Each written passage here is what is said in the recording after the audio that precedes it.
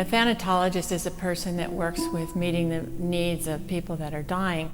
Thanatos was the Greek word for the being of death. So people that are thanatologists work with death and dying, and music-thanatologist does that with music.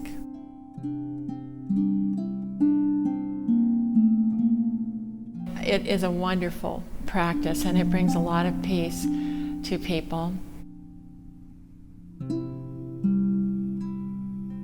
People think of it as a new field, and so to speak, it is within the last 30 years or so.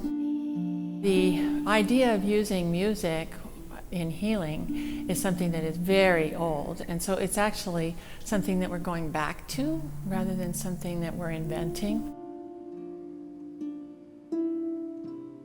The harp is integral to the program, and it's not just because it's a heavenly symbol. That's not why we use the harp. We use the harp, first of all, because of its sound. The sound of the harp is so soothing. It goes right to the heart.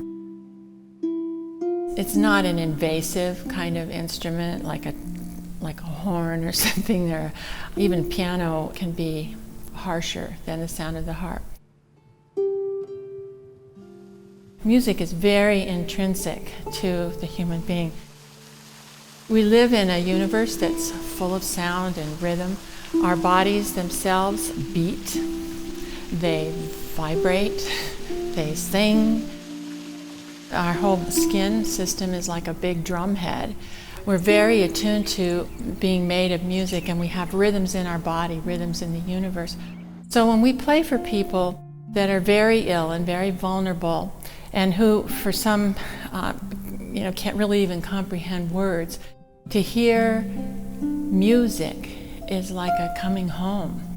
It's like something that is so much a part of who we are as human beings, and I think that's why it works so well.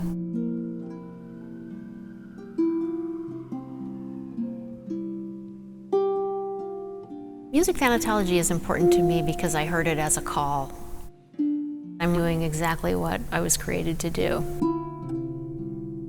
What the music-thanatologist is doing is being very deeply present and very deeply contemplating someone else's whole person.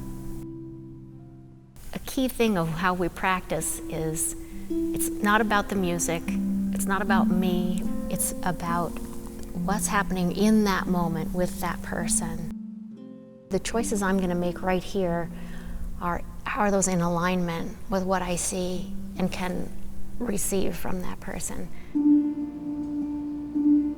That's us being present very deeply to everything that I've read in your chart, everything I've heard from your family, from staff, everything I see happening with you right now, your eyes, your skin, your forehead, your jaw, your breathing, your hands, your arms, anything, any movement in your body, any distress you might be in, all these subtle signs. I don't know what it is to be you inside you. And you can't speak for yourself a lot of times when you're at the end of life or when you're in a pain crisis. Because it's a contemplative discipline, it also means that it's not strictly clinical information that I could write down and measure. So there's an element of mystery.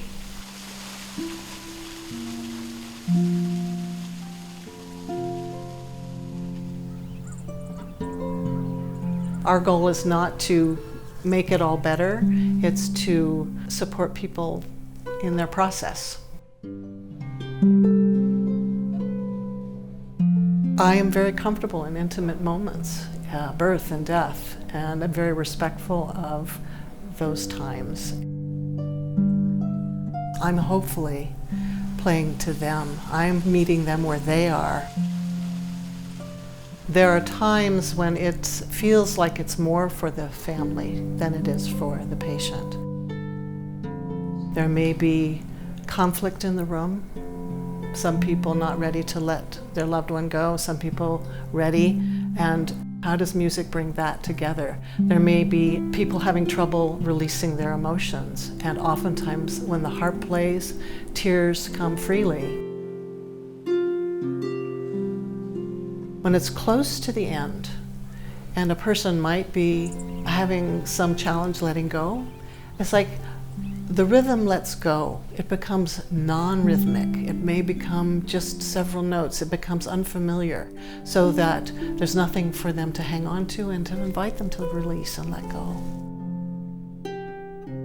We can come in with all our training and all our knowledge, but in the end, it is being deeply with the patient, seeing them deeply, not looking at them, but seeing them and intuiting what it is that they need, or what it is the family needs, and how can we serve that with our music.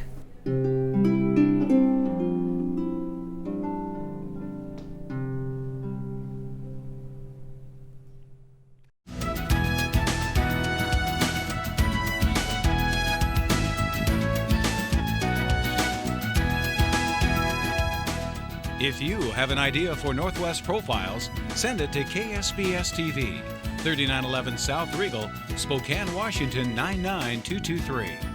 Northwest Profiles is a presentation of KSPS Public Television.